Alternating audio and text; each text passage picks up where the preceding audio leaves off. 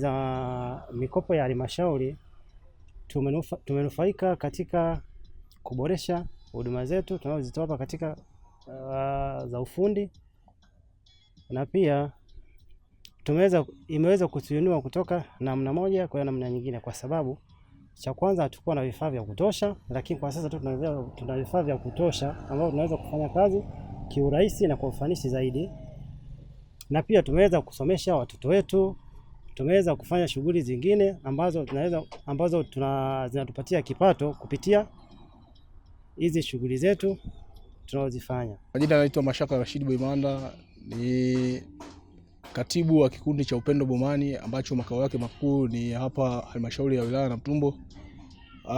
Kwa sisi kama kikundi cha Upendo Bomani tunajivunia kwa nafasi ya serikali ya kutoa hii mikopo ya 10% kwa kutuwezesha sisi wajasiriamali, hasa sisi katika kikundi chetu tunajihusisha na ufundi wa sofa na furniture kwa ujumla.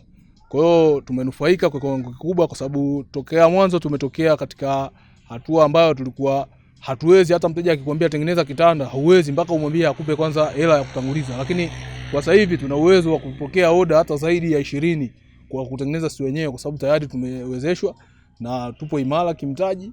Kwa hiyo tunaendelea kunufaika nayo hii mikopo ya 10%.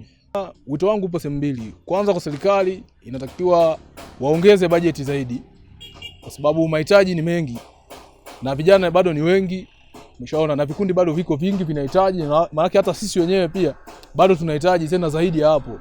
Alafu pili ni kwa vijana wenzetu ambao wao bado hawajanufaika, hawajaunda hivyo vikundi na hawajajisajili. Kwa hiyo wajisajili ili waweze kunufaika, ili tuweze kukuza kipato cha mtu mmoja mmoja mpaka kipato cha jamii na cha nchi kwa ujumla. Kwenye makundi hapa wanawake wamekuwa ndio kwa mstari wa mbele. Wanafuatilia vijana, wanafuatilia wenye ulemavu. Na wenye ulemavu ni kwa sababu tu sio wengi sana.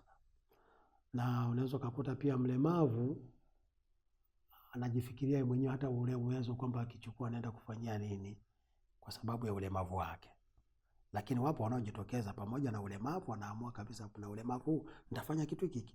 Lakini idara ya maendeleo ya jamii inamwangalia mtu kwa ulemavu wake, inaangalia utayari wake. Kwa ulemavu huo wanamwambia wewe katika hili, wewe unafanya kazi gani? Mimi kazi yangu hiyo kazi unayofanya inatengenezwa na kuwa ni mradi na anawezeshwa na anaendelea vizuri. Kwa hiyo kujibu swali lako ni kwamba wanawake kwanza wanawake si ndio wengi.